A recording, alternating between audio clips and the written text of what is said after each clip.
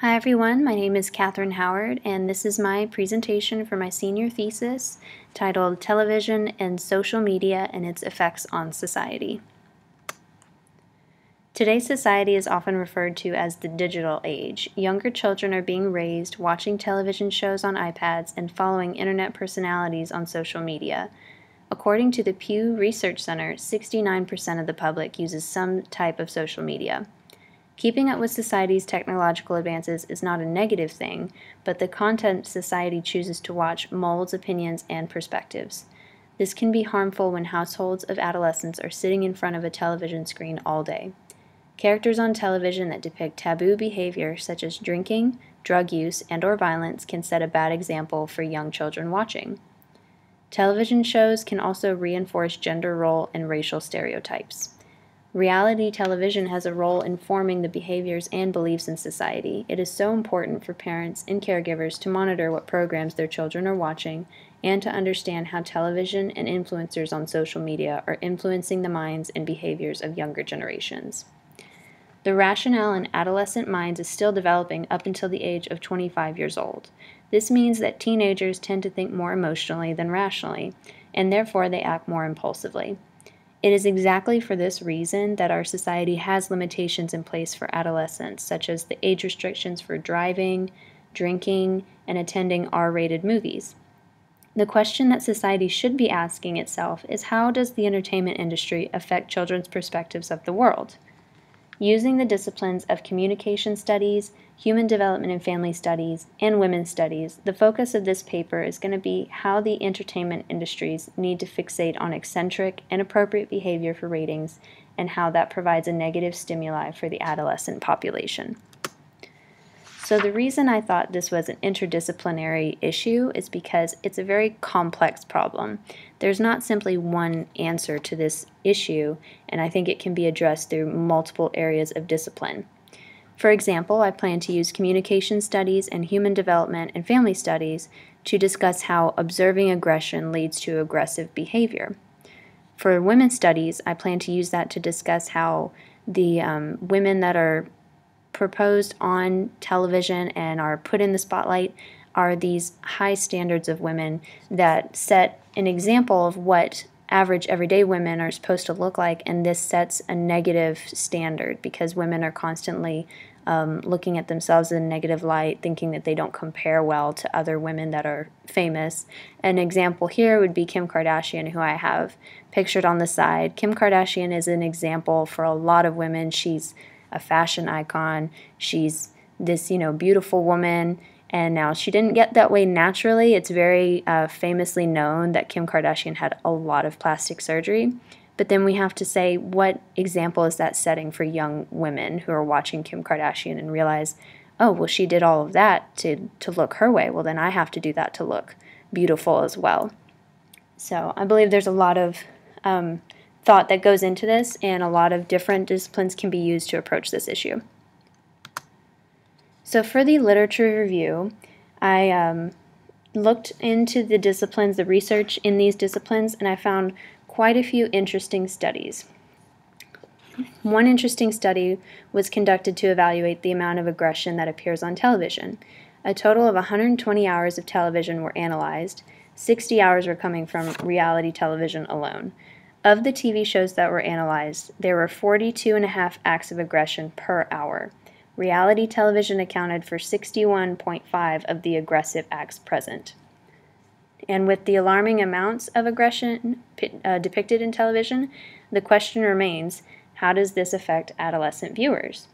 Participants of a research study intended to monitor the correlation between aggressive programming and viewers that found viewers who were exposed to a show with high aggressive content exhibited higher aggression than viewers who watched shows with lower aggressive content.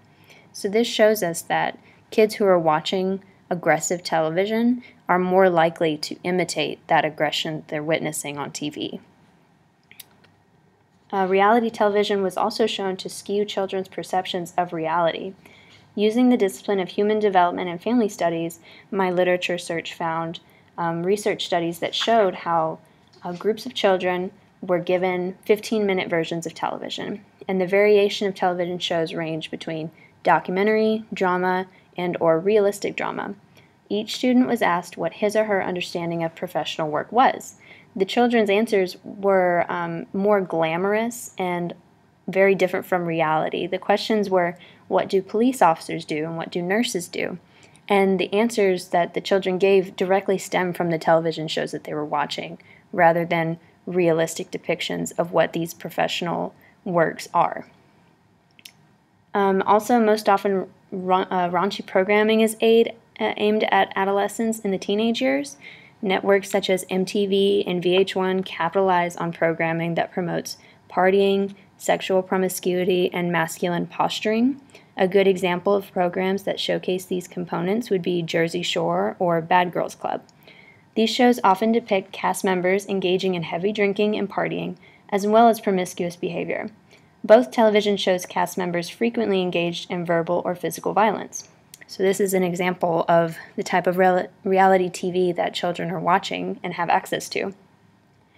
Another study was conducted amongst Israeli students to evaluate which age of adolescents were more influenced through television, and the study showed a sample of about 500 ninth graders and about 420 12th grade students were examined, and the data showed that older children's perceptions of social conflicts differentiated more so from the reality than younger children's reality perceptions were. So this shows us that older children are more susceptible to skewed perceptions than younger children. And this is a direct result because older kids are usually the population that's watching these television shows.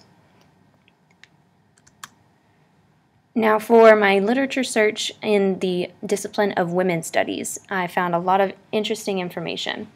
So the theme was more about how sex-type roles in society have a negative influence on women and young girls. Reality television is not only harmful by skewing adolescents' perception of reality, but it may also be responsible for the standards set for women. Television programming that glorifies the perfect women, such as the Miss America pageant, has been present in the entertainment industry for decades. However, programming regarding women has shifted from beauty pageants to reality television starring the everyday woman. Some of these reality TV shows that I'm referring to are like The Bachelor or The Real Housewives. The Real Housewife has been, proclaimed for being this great TV show that is following strong entrepreneurial women who are changing the norms and taking on their own economic and social authority. But when we watch these television shows, aren't we really tuning in for the comedic effect and the exciting watching of catfights and women gossiping about each other? So really, we're watching women cut each other down and really scrutinize each other. And that's just really not, it's also kind of pandering to the patriarchal society that the Miss America pageant grew up in. So it's really, the television programming for women has not changed enough.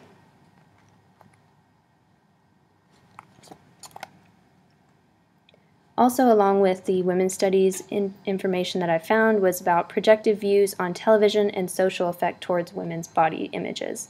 Many programs such as Extreme Makeover glorify the power of plastic surgery, which is representing it as a solution for insecurities. For women, television programming consists of setting an example that society thinks all females should fit. Society would like to assert that conditions for women have greatly improved since the first wave of feminism began. However, there are still many ways in which views towards women have remained unchanged. An example of this would be Jean Kilbourne's documentary, Killing Us Softly 4.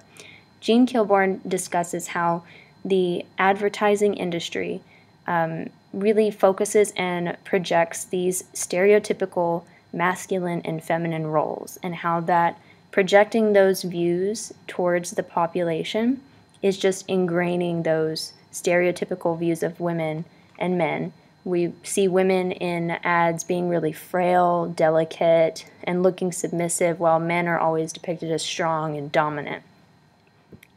Jean Kilbourne focuses on how advertising is an industry promoting the misogynistic views of our society to sell products by promoting a singular accepted body type that is realistically unattainable.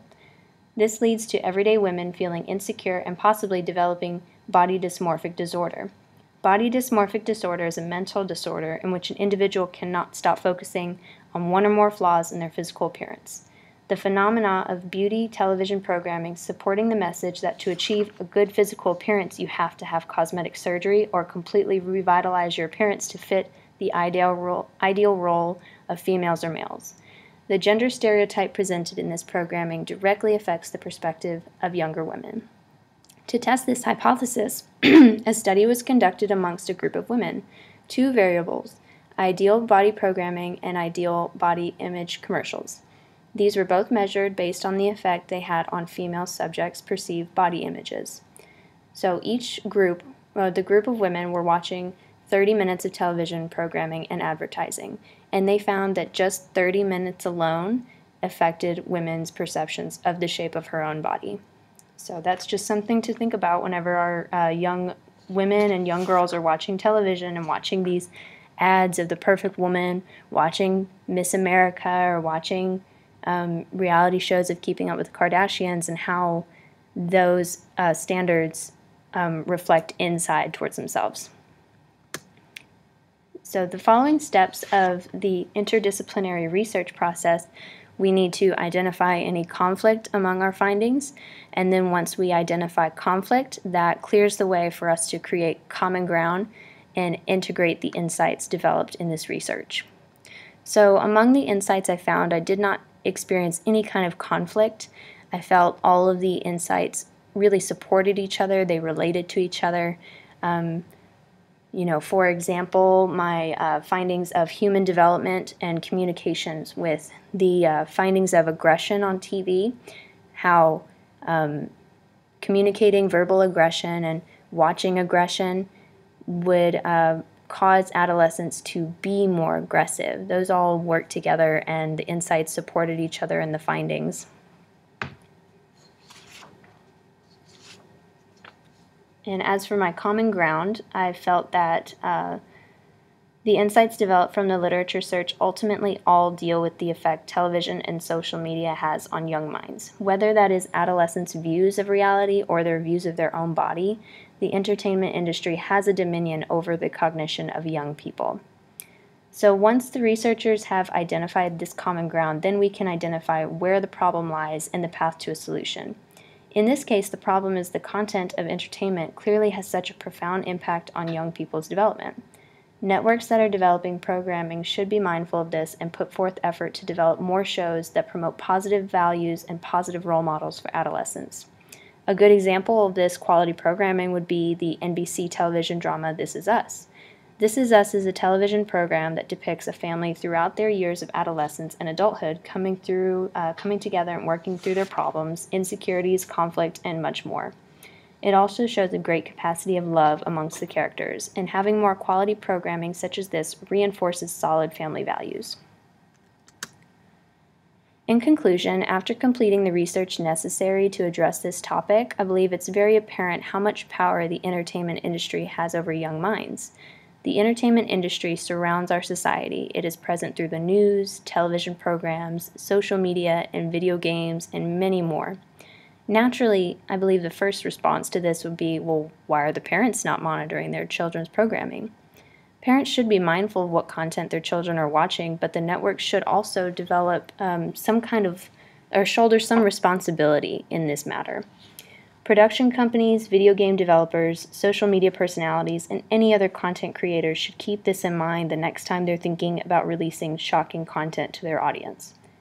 The digital age is a new and exciting world.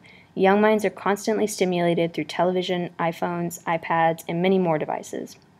It is nearly impossible for parents to regulate all of the content their children may be exposed to. Therefore, it is up to the standards that society sets for acceptable content to help mold young minds so that the next generation is composed of well-rounded individuals and confident women with healthy body images. Some ways that the general public can influence this matter is by being mindful of the content you consume. Television shows operate based on ratings, and if a show is not receiving appropriate amount of attention, then it will be canceled. This reality also exists for internet personalities such as social media influencers and YouTubers. YouTubers are known as creators of content on the popular video viewing website YouTube. If a video or post does not receive enough attention, then the user will need to evaluate the type of content they are publishing. This should be a reminder to viewers of just how powerful you are in the entertainment industry. If you do not support a project, then do not saturate it with your viewership. This will send a message to producers that they are making money by developing shock and awe. Use your voice by turning off your television, iPad, iPhone, or laptop, and choose to tune into the reality that is being affected by the generation of media. And these are my references, and thank you so much for listening.